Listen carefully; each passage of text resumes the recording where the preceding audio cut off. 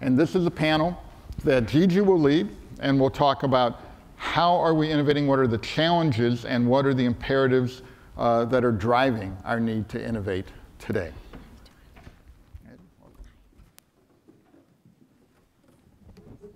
So they're all gathering. They'll introduce themselves here in just a moment as they find their places. Gigi, all yours. Thank you very much. This panel is on the concept of adaptive biomedical innovation as a shared framework for action.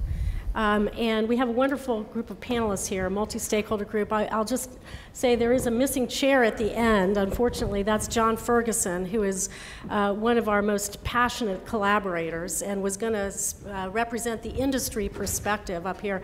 But he unfortunately had some medical problems over the last couple of days. So from his hospital bed, he sent me his comments, which is the sign of his dedication. So I will be reading his comments. But the way that I wanted to start this off, and I will introduce each panelist after this, but I wanted to lay the groundwork for the session first, because it's kind of important to understand what adaptive biomedical innovation is as best as I can explain it. So these comments then will have a context to them. What we're going to do in this, if I can get this to move. Okay. We have 3 objectives for this panel. First of all, we're going to put forward this concept of adaptive biomedical innovation, which we think is a powerful strategic vision that can help create an overarching umbrella for all of the topics that we're going to be talking about over the next 2 days. We're going to talk about a little bit more what it is, what the principles of it are, and then I'm going to ask the panelists to give their views on it. So, the most important thing about adaptive biomedical innovation is that it is anchored in a goal that is shared by all the stakeholders, which immediately creates a different context for innovation than how we usually do it in our day jobs. Because in traditional pharmaceutical innovation, every stakeholder works within their silo. They have incentives that are relevant only to their silo, and they don't have any shared goal at all. And so by inserting a shared goal, it gets people to interact very differently. In fact, you have to interact differently as stakeholders to make this work.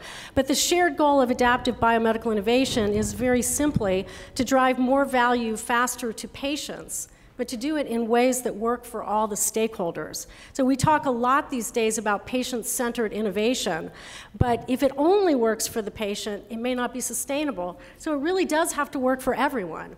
And so this is where we begin the discussions about adaptive biomedical innovation. In our work in New Digs, we've been evaluating adaptive biomedical innovation for a few years now, and the way that we do it is through our design labs. These are multi-stakeholder sessions that have 40 to 50 people in them, carefully tailored the composition of the group for whatever the case is we're looking at. And the cases that we evaluate are actually products that are currently being developed in the industry. And sponsors actually nominate these assets to us to be the focus of an all-day design lab. And by doing that, we have a fact base to work from rather than having it be a vague conceptual idea. We've looked at 23 of these products in our design labs, and they turn out to be very productive collaborative learning exercises. So I'm going to share with you 3 key points, key themes that consistently come out of our design labs, which really represent foundational anchor points in the concept of adaptive biomedical innovation. The first one is that patient-centered innovation simply cannot be achieved one silo at a time. In order to really get there, it requires that the stakeholders interact in fundamentally different ways than we ever had traditionally before, because we have to optimize trade-offs that come up all the time through the life cycle of these products, and we want to optimize the collective impact for patients. The second point revolves around decision-making. So decisions tend to be made within silos in very opaque ways in traditional innovation. And the point is that when decisions are made in one silo, they have implications for all the other silos. So if you can begin to explicitly explore these decision trade-offs and options, it's very critical in order to get where you need to go. We find that if you can collaborate in terms of how you manage risk and uncertainty at the point of critical decisions, you can actually change what decisions get made, what actions get taken, and what the outcomes are for all the stakeholders, but especially for the patients. And the third point that comes out loud and clear in our discussions is that while science evolves from left to right, that is from sort of bench to bedside, R&D to clinical care, the evidence really needs to be planned from right to left. That is a really critical point in this model. And what that does is it forces the teams to consider value, meaningful value, as defined by the patients, the clinicians, and the payers much earlier in the life cycle. And it means that the evidence that gets planned is really going to be more fit for purpose. And so these are three critical themes that are foundational principles of adaptive biomedical innovation. But then let's step back for a second and say, why do we need to bother with this anyway? This sounds pretty complicated. So what are the challenges that we're trying to address through adaptive biomedical innovation? So I think that, simply put, the science is advancing faster than the system is. The system's trying to catch up, but it does it in ways that are very fragmented and siloed and inefficient. The reason that that matters is because we're all trying to drive more value faster to the patients who are waiting for these treatments. This was one day in my life in New Digs where in the morning I received a call from one of our sponsor companies saying, what are we going to do? You know, we have this robust pipeline of gene therapies, but we don't see a viable business model for them. And if we don't see that coming soon, we're just going to sell off all the assets and get out of the business of gene therapy development. And the same day in the afternoon, I got a call from one of our payer collaborators saying, I got news for you. We're not paying for a single gene therapy until we see a viable funding model, because once we pay for one, we have to pay for them all. It sets a precedent. And all I could think about was the patient. This is a disaster, really. We've got to fix this.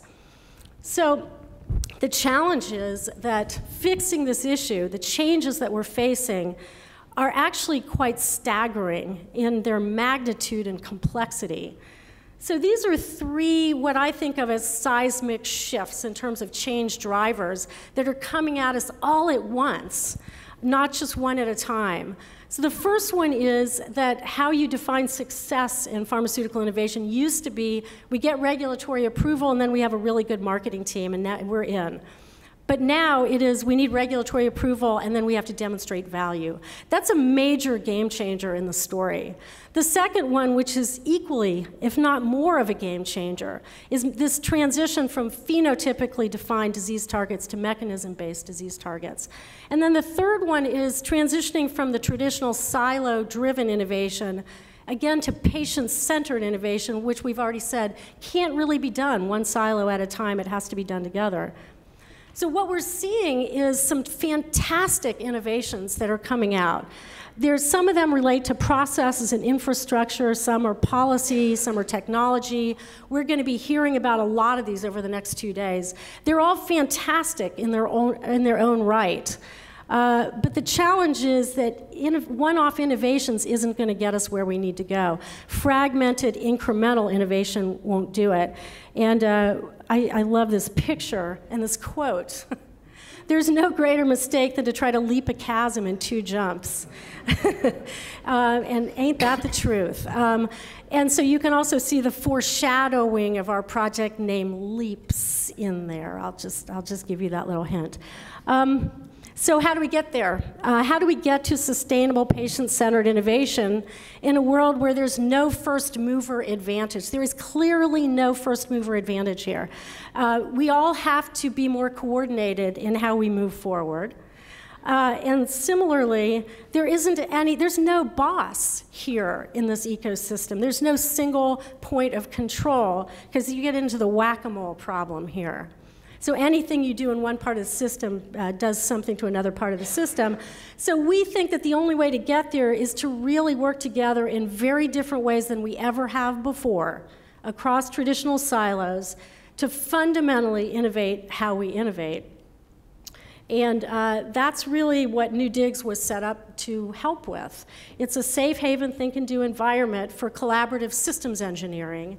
These are some of the folks that we work with, not every single meeting. They don't show up to every single meeting. We actually figure out who do we really need. Everybody's very busy. So we try to get the right players in the right room at the right time. And that's what we do in New Digs. And so, again, so what do you do with them when they come into the room? First, you start with this concept of adaptive biomedical innovation, which we define as a principle-driven approach to innovating, how we innovate, rather than just doing one innovation at a time, thinking about the principles, thinking about our goals, having a shared set of goals. At the product level, the goal is to deliver more value faster to patients in ways that work for all the stakeholders.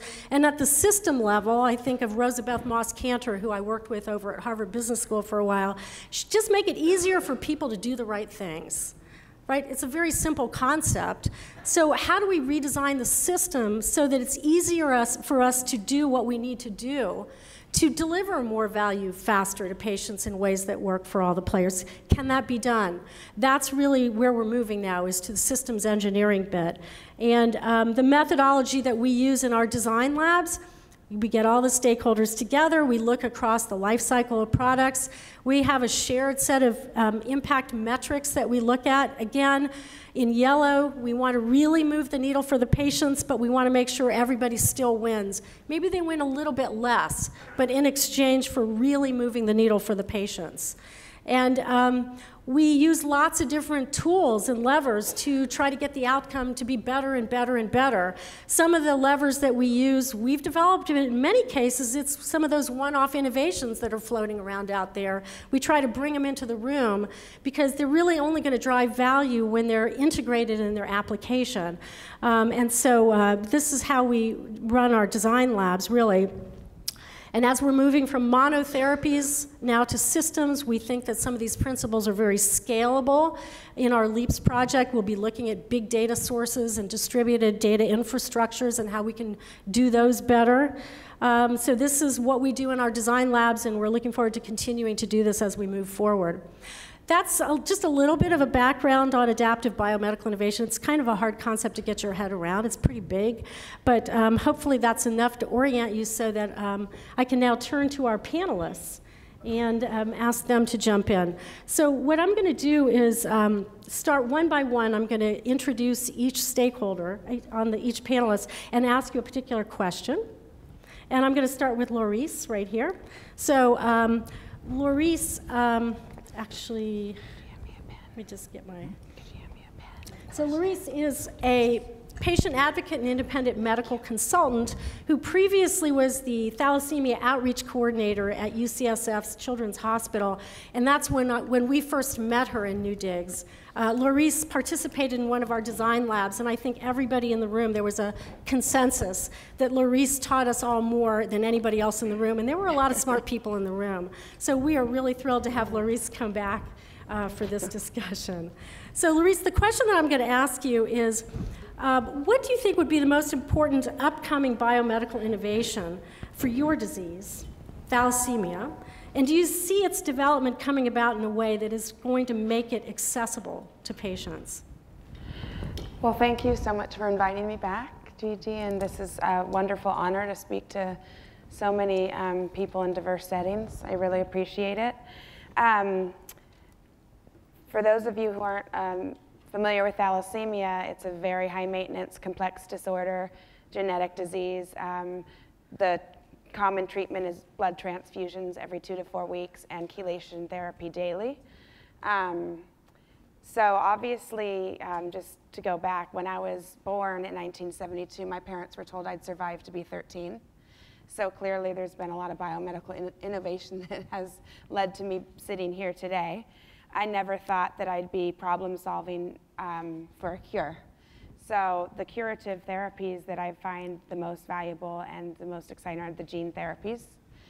And it's hard to believe we've come so far with that. As well as for accessibility, obviously, it's always in a capitalistic society, the bottom line is cost. And we're not sure how much it's going to cost, but I can bet it's going to be way up there. And so the question then is, who's going to pay for that, and is it worth the burden? We're looking a lot about the burden of thalassemia, and what's the current burden both on the patient in what they do for care, as well as paying for it. The care for thalassemia every year is about $100,000. And so if, let's just say, gene therapy would cost $500,000, for a 5-year-old patient, that would be worth it financially. For a 40-year-old patient, we don't know. So trying to figure out the cost-benefit analysis. One of the things, though, another aspect of it is the side effects of gene therapy. And one of those, and if the patients are willing to do it. If the patients are willing to go to trial, and if the patients are then willing to do a possibly risky procedure that involves intensive conditioning and side effects of lack of not being fertility issues. So in the study that's being done right now, they cryopreserve, and that's paid for. When it goes to market, the big issue is who's going to pay for that? That's not going to be paid for by insurance, and not going to be paid for by, it's not going to be a study, so that's not going to be paid for. That's going to be the patient responsibility, and obviously that's expensive. Thalassemia affects a lot of different cultures and a lot of people. I just spoke to one woman, and she said, I'm a 25-year-old thalassemia woman. My biggest issue is fertility. The reason women are here is to have children. That is cultural. And she said that would keep me from doing gene therapy, when she could live a life of just doing the therapy that exists. And so that's the decision is, how are we going to navigate that? Right. Things like fertility, there's so many more issues, but obviously patients would love to have a cure. But it can't cost them, you know, they have to be able to afford the therapy. Right, right. So just because it's there, it's not necessarily accessible. And also, you kind of raise the importance of patient preferences, really. It's not a monolithic group. Patients have different priorities, different life cycle stages and things like that. So patient preferences is an important part of the story. Yeah. Ed.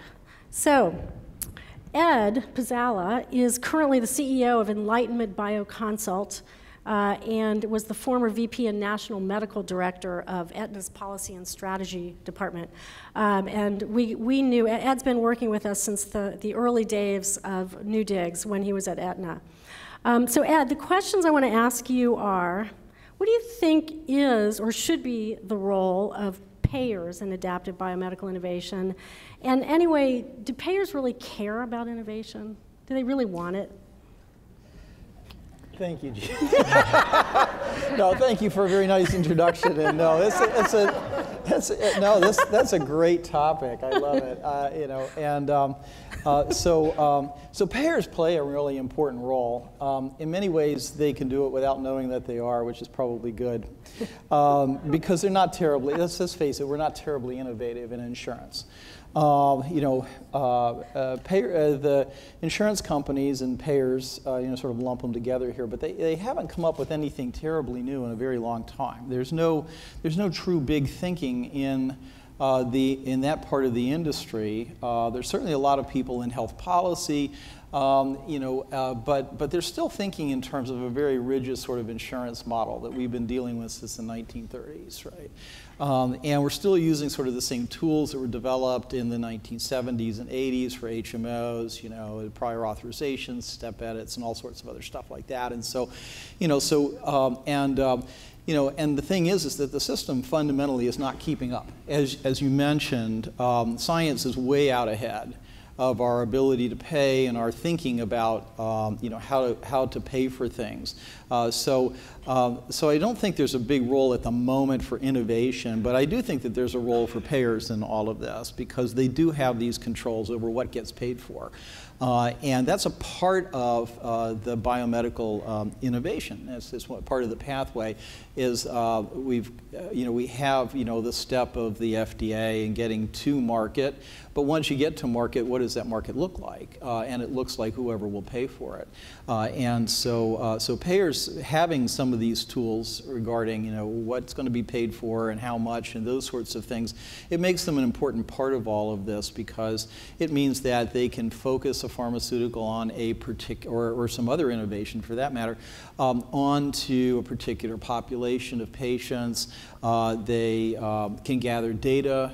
They know who got it, for example, so they can start to gather some data, collaborate with others on data collection. And they'll do those things even though they don't think of themselves as being innovative or even part of an ecosystem, because it's part of their business. But if we really want to bring the payers and insurance companies and those who process claims and all the other things that go on in that, if we want to bring them into it, what we have to do is that we have to, you know, make it obvious to them that there's something to be gained, or that they want to avoid, this is more important in insurance, avoiding a loss. Right, and so not necessarily a financial loss here, but sort of a loss of control, a loss of credibility, and being in some ways sidelined. So we've seen a number of things, you know, so-called disruptive technologies that have really changed things. So social media platforms, for example, have made it incredibly inexpensive to get a message to lots and lots of people. We have the drawback of that is that we don't actually, it's really difficult to sort of filter those messages, right? And so, you know, in other words, you get all sorts of nonsense. But if there is the creation of a system outside of insurance, and insurance companies are in some ways left out, that they don't have the data, for example, you know, and you don't want to leave them out in the sense that they're no longer paying for things, because folks are buying insurance, they're paying premiums either themselves or through their employer in order to get access.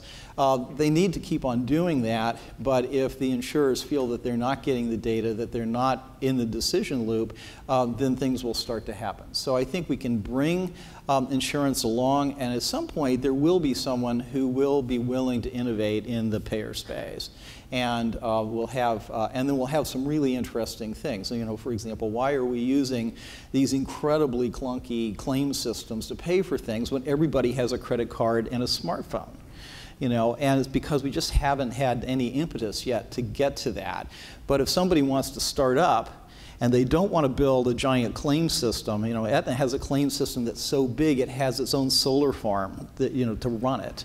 You know, it does. It's actually in Connecticut in Windsor Locks. And so, you know, so you can go down and see it. It's fascinating, you know. So, so we need to bring, but in the interim, we don't have to force innovation here. We have to work with payers and, you know, and demonstrate, like you said, some value, or show them how value is created, and one by one payers will come on board with that to some extent. And, you know, we don't have to wait for them to figure out how to innovate. You know. Thank you, Ed. Thanks. We're going to do questions after we go across the panel first once. So Hans-Georg, I have often heard you say that we have to go beyond the generation of knowledge through traditional bread and butter randomized controlled clinical trials. Can you explain what you mean by that and why you think that is? So let me start where Ed left off. He said we're still living with the models of the 1970s. Well, maybe there is a reason. Look around this room. Where are the 20-somethings? There are not many here. It's us, the problem. So, look, I grew up medically in the age of the great cardiovascular RCT. And that was a very simple era. You had one population which had what you thought was one single disease, essential hypertension, hypercholesterolemia. And then you tested one single drug, and in many of these studies, you even tested only one single dose, because that's what marketing wanted. So that was fine, and the RCT was perfect for that. But the world has changed, of course. So we need to go beyond a few things. First, in terms of biology, we have to go beyond the population focus. I wouldn't say we have to go to the individual patient focus. That is probably a bit premature, but be more stratified. That's everybody understands. We also have to go beyond monotherapy, because many of the complex diseases will not be able to be cured with monotherapy. Some may, but many not. Now that creates a level of complexity that needs another going beyond in terms of the methodology. So the RCT alone will not do the trick. We have to complement it with other much broader methodologies. And that brings us to the going beyond in the system.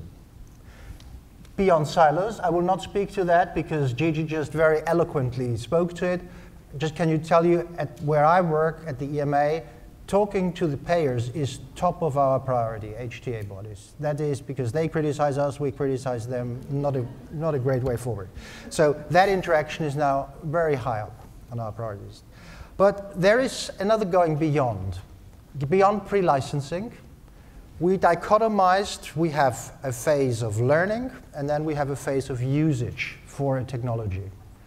And that's gone and dead. We know that learning is a continuum, and it continues into the on-market phase. And then there is a last, what I would say, going beyond, and that is the dichotomy, again, between research and clinical practice.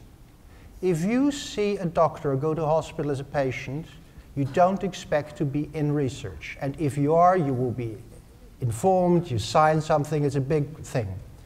That dichotomy, that artificial dichotomy, that's only there for historic reasons because we had these scandalous incidences in the past. I think we have to get over that. So we have to do away with the dichotomy. Every patient encounter should become a learning encounter for the system. And what I would argue, we should change the debate from there is a personal risk for you if someone analyzes your data, to the debate there is a personal risk for you if nobody analyzes your data. Thank you. Very good. Well done. And Mathieu. So Mathieu is from EURORDIS, the Rare Diseases of Europe, which is the sister organization of NORD and CORD, in Canada, CORD. And Mathieu, what I wanted to ask you is, what do you think are some of the most important innovations that are starting to emerge that you think are going to really move the needle for patients? Thank you very much, Gigi. Thank you very much for the invitation. It's a great honor to be here, as always. I have trouble saying that the problem is us, because actually I was born the year of the Orphan Drug Act in 1983, and I think that's the best year ever. Once I've said that, I think payers, they see themselves as the problem, right? And as you said, Hans-Georg, as you said that, they criticize the EMA and the HTA, I'm talking in Europe, and vice versa. That cannot happen. That must not happen, right? No one is part of the problem. Everybody is part of the solution, and everybody has to understand each other constraints. And that would be really simple, just understanding the constraints of each other and being open about what we can do and what we cannot do. And already this shift in mind would be a great innovation, great. Stopping having this target on the back when you criticize the payer, when you pro-payers or pro-company or anti-company, that doesn't work. That simple doesn't work. Then in terms of innovation, it's really good to innovate. It's really good to innovate. I'm pro-innovation. But we also need to use what's already in place. We need companies in the rare disease field to be a bit bolder in terms of strategy, because some solution exists. Not all of them, they don't cover the whole spectrum of all the problems, but they might work.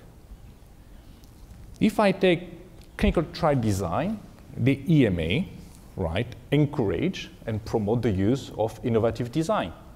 We see company not refusing, but having cold feet in going into this direction. So we need to push again to educate. This is possible, the EMA will accept. Qualification of biomarkers, qualification of patient-centered relevant outcome, right? That would be a great advantage as well. So there is things in place that exist, that works, okay? And people can use it, companies can use it, okay? The regulatory environment, no matter how rigid it can be sometimes, is also sometimes flexible. And we need to use this flexibility to bring great value for the patient at the end of the journey. So that's something we want. Then there is something which is really not innovative. It's repurposing. Okay? It's all drugs. They're sitting on shelves. But there is not really a business model for that. Can we think about a business model around repurposing, right? Great way to having patient access to those medicines. So that would be one. Then 4 pillars, right, on what can be really needed. We need somehow to cut the cost of R&D, okay? Because the one argument that the therapies are too expensive in the rare disease field is there is too many patients, there is too few patients, sorry. We're not going to change that, right? That's a given. That's one of the square that will never be branded. The patient are the patient. If you have 10 patients in Europe, 100 patients in the world, but that's it. We're not going to change that. But we need to cut the cost. Design, statistical methods, less patient in clinical trial, faster track, right? That exists. Take advantage of that. As you said, early dialogue, very early dialogue, HTA payers and regulators, okay? Stop this sequential chain effect. That doesn't work. It simply doesn't work. Why would I develop a medicine and I have the data for the regulators and the data for the HTA and the data for the payers? Well, they bring everything together and maybe have only one set of data that works for everybody. And if one set of data doesn't work, at least we're aware as early as possible, right? Patient preference. What is it important, right? Do we really need to measure a biomarker, right? Maybe not. And it's not because this is science that works for the patient. Let's just think about it. This is an old paradigm, right? Then innovation in the biomedical field, how the price is set. EURORDIS is not advocating for full transparency on price, because we don't believe this is the end of the problem. Okay.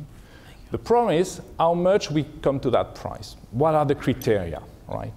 And let's try to have a European table for negotiation, and I'm speaking from the other side of the pond, right? Where you have countries with similar population, similar GDP, and you negotiate, okay, based on on common criteria. That would help. That would help the payers to understand, would help the company. That would help the society, and by helping the society, you're going to have the patient to have access to the treatment, and you're going to heat down a bit this furious debate about the price of gene therapy, right? And then something which is missing, and that's something you touch upon, is we need to put in place something, a continuing approach for generate data. Stop collecting data after marketing authorization doesn't make sense. Doesn't make sense at all. And if we don't put that in place, and there is initiatives going that way, but we need to be more bold on that, bolder on this as well. We need to collect data after marketing authorization, and not only for pharmacovigilance, macrovigilance plus, something which is really helpful. We can assess if the medicine really works at the end of the day, and not only in clinical trial. So that was the few points. Very good. Thank you. Thank you.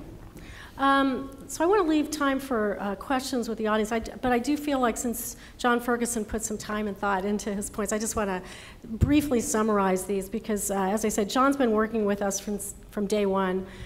Very passionate believer that this paradigm shift needs to happen and that it's not going to be easy to do.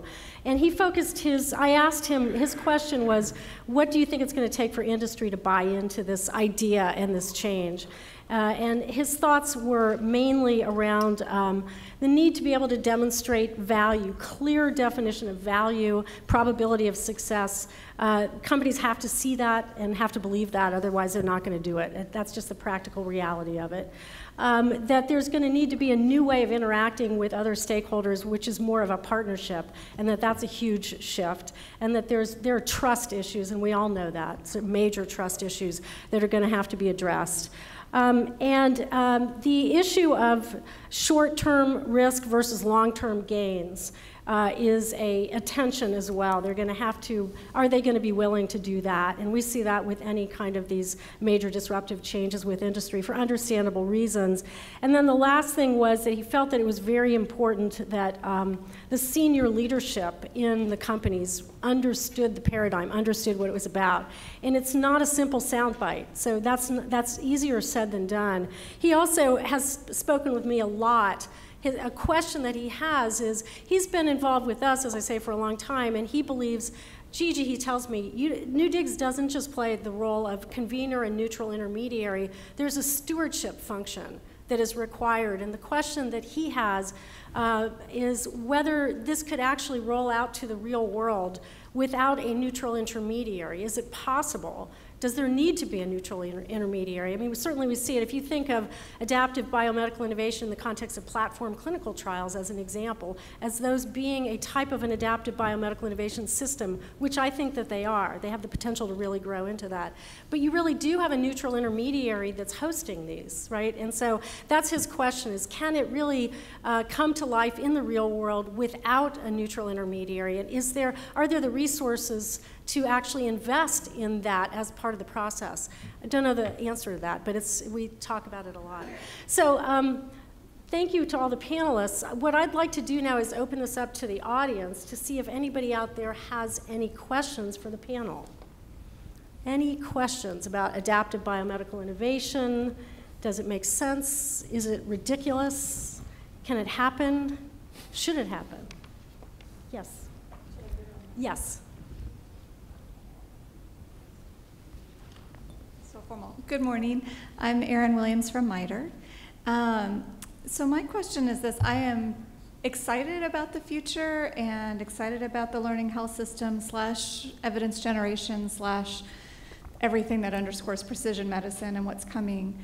And I love the point about the artificial barrier between research and practice and the idea that every interaction should be a learning one. And my question really is, what should be the role of a regulator? Because right now there's a defined point, right, between research and implementation where the regulator has a role, and periodically after that and before. But how does the regulator then interact with the system as you're creating this rapid learning health system? Hans-Georg? Okay. So thanks for the question.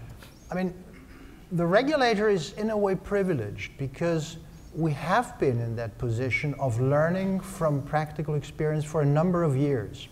And I would say the pharmacovigilance systems that have been built since, I don't know, 1960s or whatever, are the embryo of the learning healthcare system.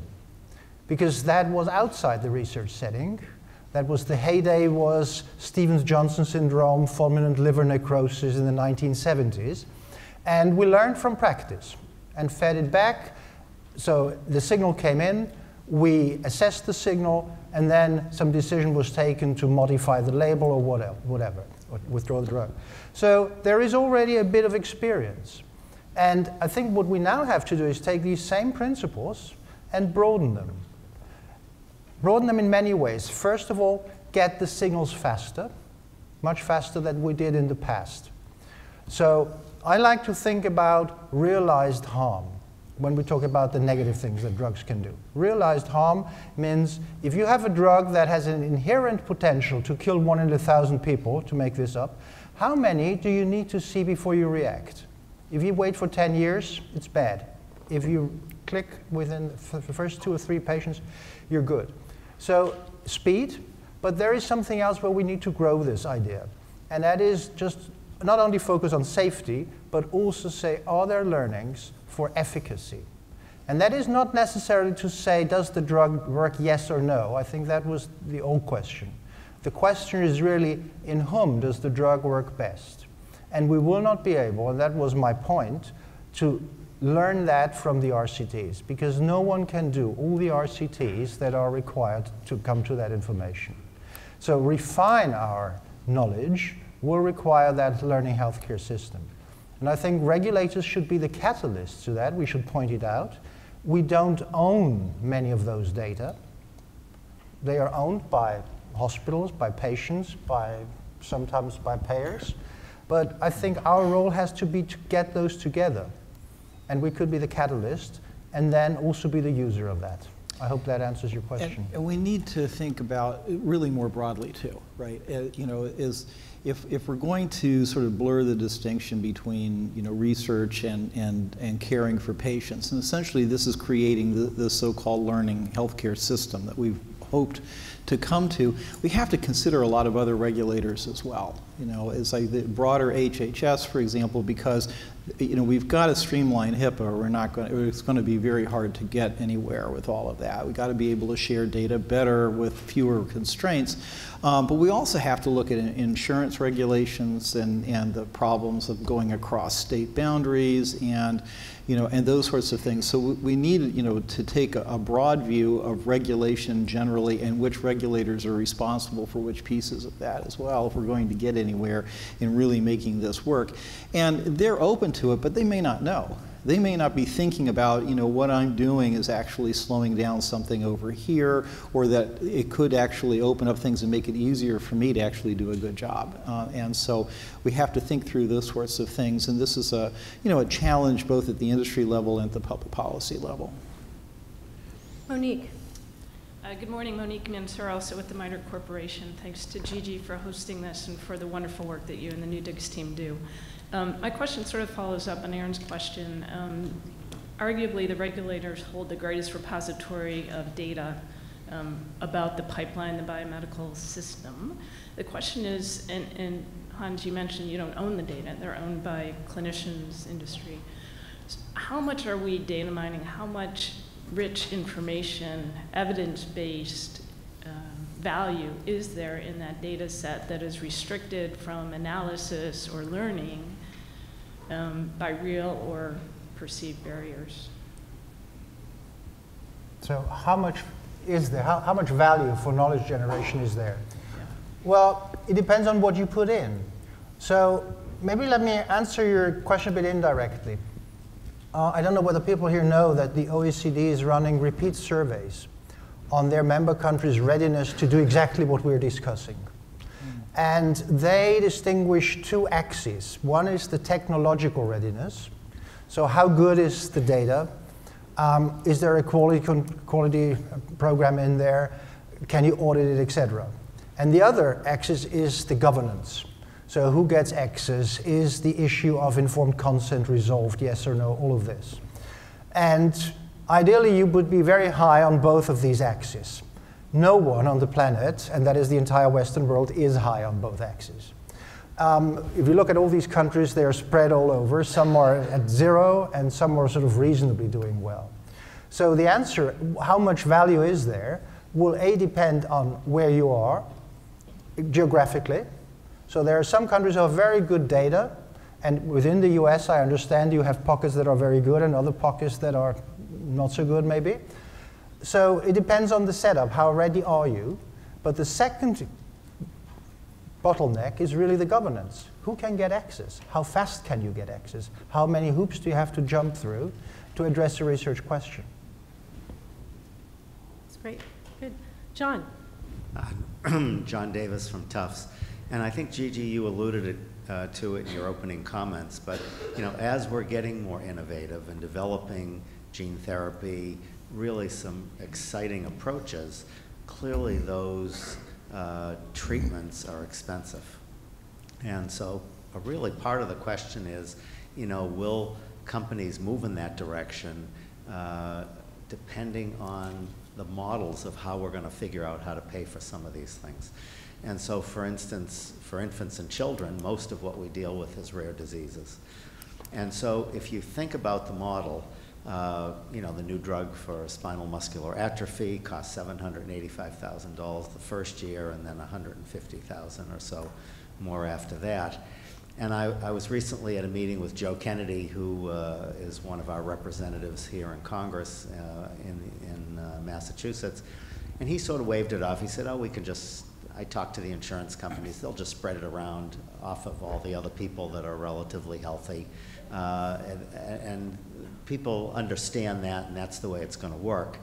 I wasn't sure I completely agreed with him, because now there's a lot of pushback. They're saying, well, maybe we'll only pay for the drug if it works, you know, in a value-based approach.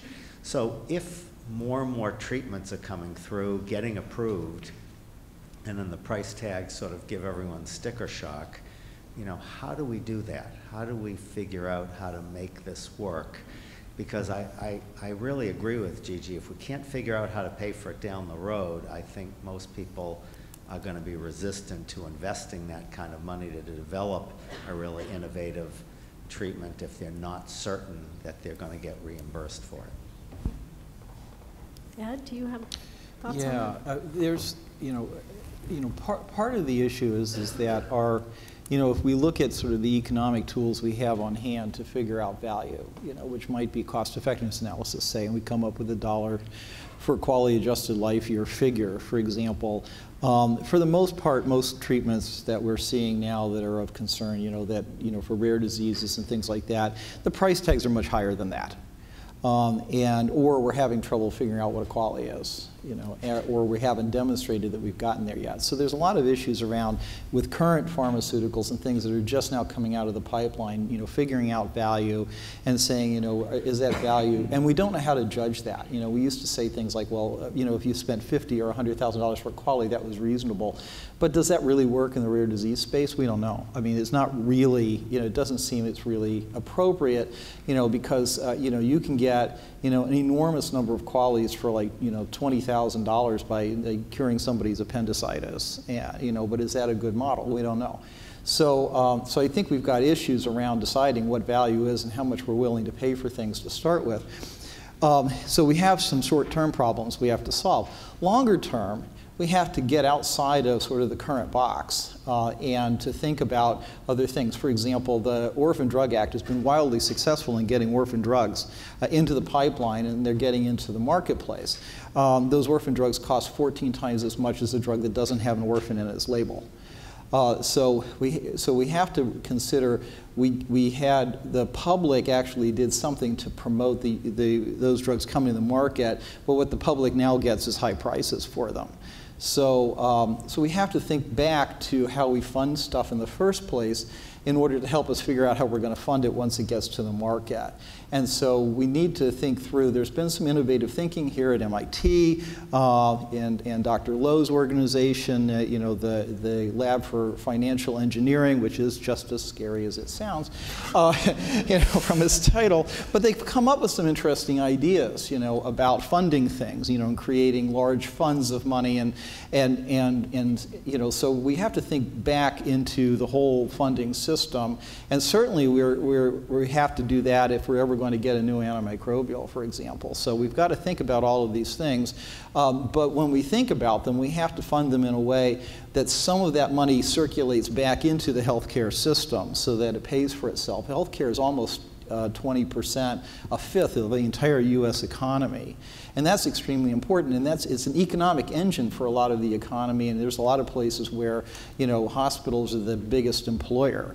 And so, and a lot of places where where pharmaceuticals are the biggest employers. And so we have to think through how can we, turn this great economic engine so that it sort of in part funds itself, so that it's not all just a matter of let's pump more money into it from taxpayers or somewhere else. I think it's doable, but it's a really big idea, and it's going to require some really big people to get it done, right? Matthew.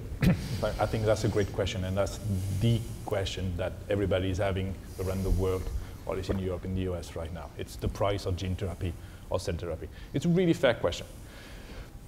But 2 weeks ago, I was in a conference, and somebody said, and I agree, it seemed that we discover the price of a disease as soon as there is a therapy on the market. Before, it doesn't cost anything, right? Because we don't know. And as soon as there is a therapy, high price tag, then the therapy, then the disease is expensive. But guess what? It's also expensive before. But the healthcare system is based on the way that we have no idea how much it really costs for the rare disease, okay? There's 7,000 rare diseases. For most of the disease, the natural history is not known. many comorbidities. We have no idea, aside the price of the medicine, how much it costs in social care, and for the healthcare. Okay? There is no holistic view of the price of the disease before a therapy comes to the market. So that's the first problem. Rare diseases are expensive, okay, with or without therapies. Now, and say that, I'm not advocating for crazy high price, right? That's not, because the price tag has to work for everybody. And I'm not going to jump to any numbers here, okay? But that's something we also have to take into account, this perspective of innovation. If we take one of the field, antibiotics, right?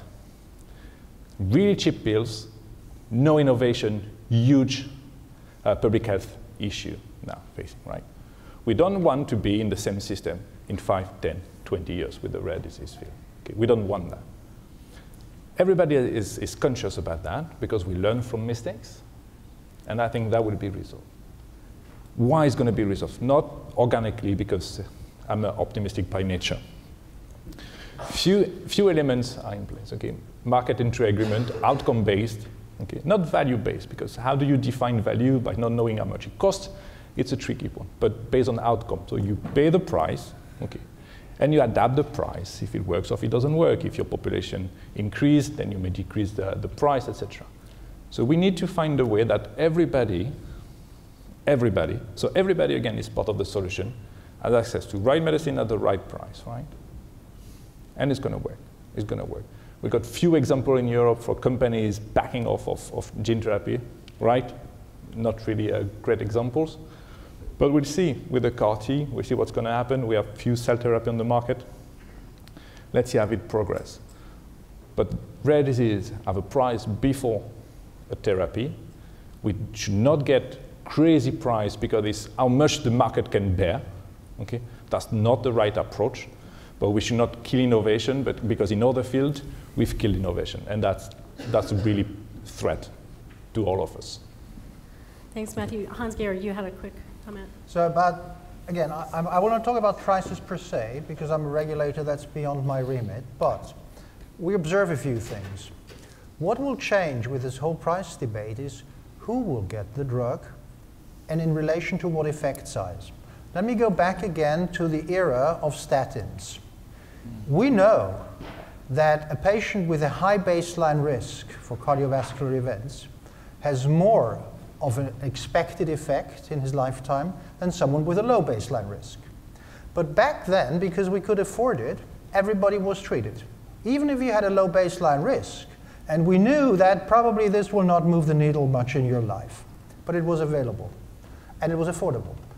Now, when this changed for me was the hepatitis C drugs.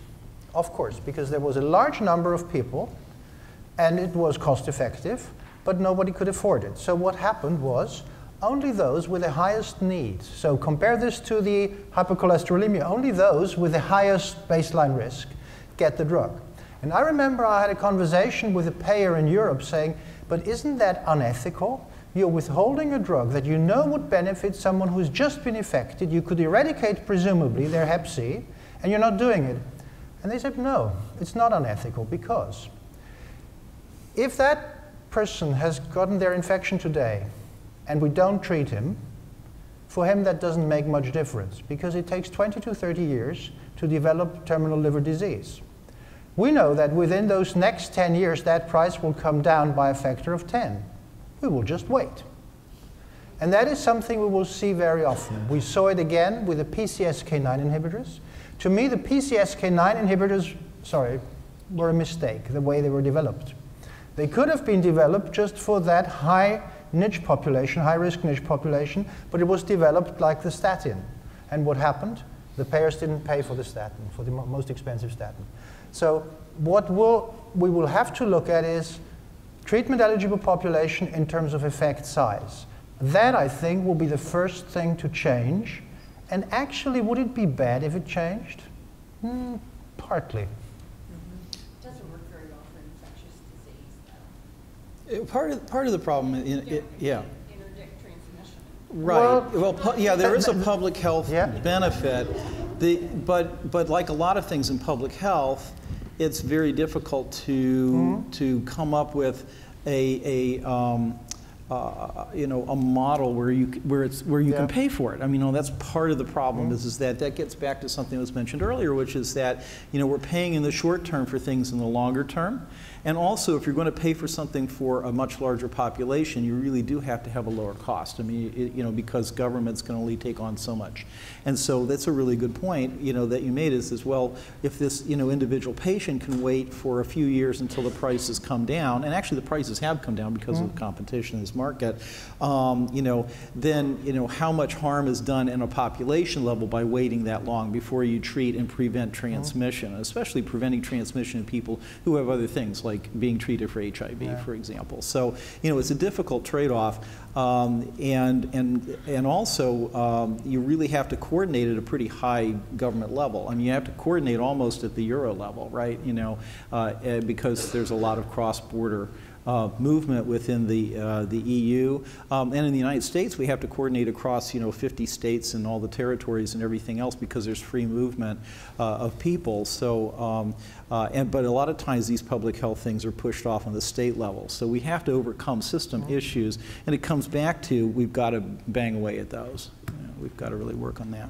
We have now entered the speed questioning round of this exciting game show. So brevity, succinctness, and on both answers and questions will be appreciated. We have about 10 minutes left, and given the current pace, that would take us way over time. So reasonable, but succinct would be appreciated in our speed round here to close this session. Thanks, Mark. Ken. The panelists done a great job of setting the table for the whole conference on adaptive biomedical innovation. A couple things have popped out so far, right? We're talking about adaptation, meaning making use of data from experience to modify what we're doing, both in terms of defining initial treatment groups, in terms of generating information on effectiveness, and in terms of development of new therapeutics, but using it in licensing and reimbursement and diagnosis. The question that I have is that given the eminent sensibility of an adaptive approach to these problems, given uncertainty, what do you see as the greatest impediments to acting on the dream? We've heard about data ownership. We've heard about cost of reimbursement, the cost of the medications. Are there other sources of resistance that we should be talking about or thinking about as we move into the rest of the day? Mathieu? Human nature, territories, and ego would be one of major aspects, one lever to change the adaptive pathway. This is my turf, this is what I do. Maybe I want to play a bit with you, but not too much. The next one is doing the same thing, etc., etc., etc. So maybe it's not really a concrete answer to your question, but I think this political game here, if we can solve that in trust and openness, that would be a great way to move forward. Other comments? Nope. Well said, well said. And I think this gentleman was next. I don't know your name, but. Bob Beckman from Georgetown. I have been doing some research with real-world data from the Georgetown MedStar system, which is a university healthcare system. It's not a community system. And I would say about 90% of the time I come to the data with a certain question that I think is interesting to ask, and then the data isn't up to it, either because of missing data or because it's ultimately dependent on the physician's notes, which are extremely variable, and they're free text. You can't scan them. They don't have the information you want. Everybody's talking about something different. So I actually think another barrier to adaptive learning is we have to start in, first of all, in medical school, and then we also have to go to the healthcare system where physicians are asked to see patients at lightning speed, and therefore they scribble something in the chart. So both what the doctors want to do and do they have time to do it? Because, and I'm wondering if you can comment, but from where I stand, I don't actually think, except with a few wonderful exceptions, that that in most places, especially in the community, that we have this data in a format that is really going to help us answer the questions we're talking about today. We reimburse physicians for seeing patients and not for recording properly, to be perfectly honest. And most payers have some sort of policy about you have to keep complete medical records and they have to be legible and stuff, and then nobody goes out and audits this.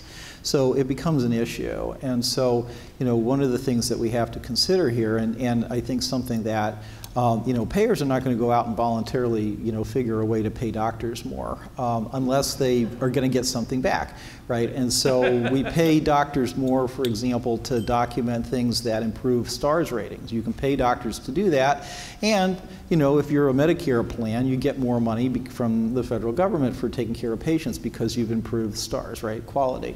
So we need to think about systems like that in terms of can we get it to the point where there is actual more payment. The federal government has tried to push this along through MACRA, MEPS, all sorts of basic credible use. There's all sorts of other things around electronic medical records, and they've been moderately successful, but not successful enough on a broad enough scale. So that's some of these are issues that can be addressed both by insurance companies but also by providers who really need to come back and say, this is something of value that I can do. How can we get rewarded for this? And so there needs to be some ideas that are promoted on all sides of this sort of issue to get to it.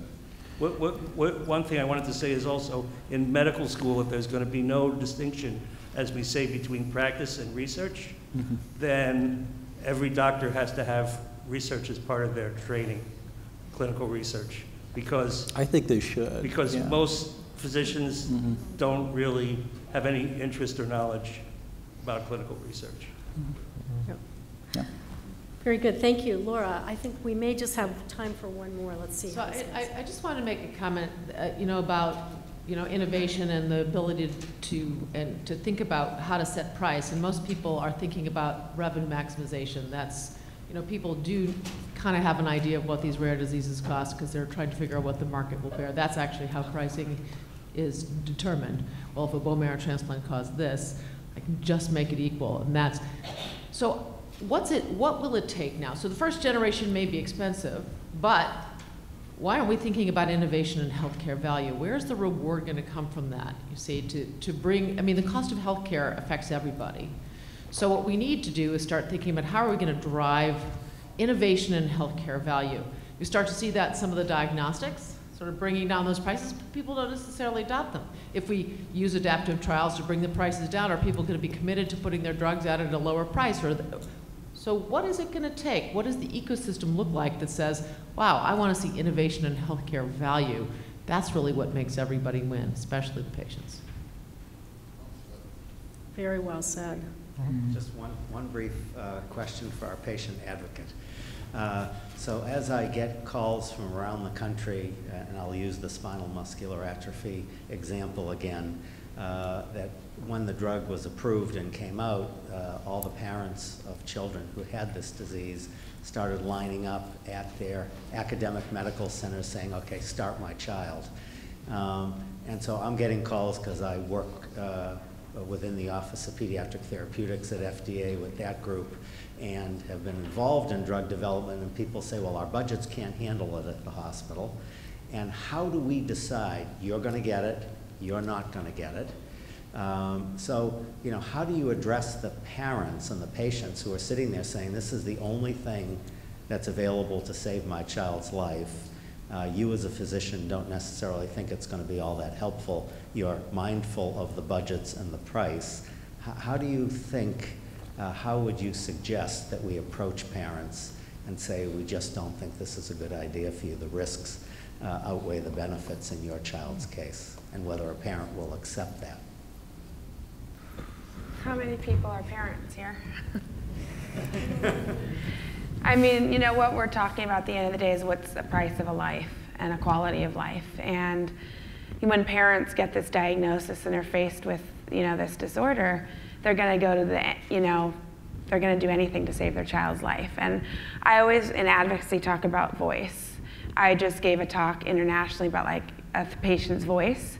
And if we use it, we're going to get things done. And if we don't, we're not. So the louder you speak, the more you get done, you know, talking to your representatives. You know, it seems like it's hard to do. I mean, parents and patients are realistic, though. We've been fighting for things pretty much from the beginning, and knowing that you can't always win. It's hard. I mean, there's really no good answer to the question, because it's about the price of a life. But I mean, the more I think patients come together, and also like a therapy that affects multiple diseases. Like in a rare disease, there's only 3,000 thalassemia patients. But if we get together with the sickle cell community and other therapies that get that benefit from gene therapy, we could hopefully try to get, you know, things done. But to answer your question, I mean, to how to break that news to a parent, it's not going to be easy. You have to encourage them to advocate for themselves, though, I think. Great answer. Good question, John. Difficult question. Yeah. To the panelists, thank you all very, very much. Really appreciate it. Round of applause.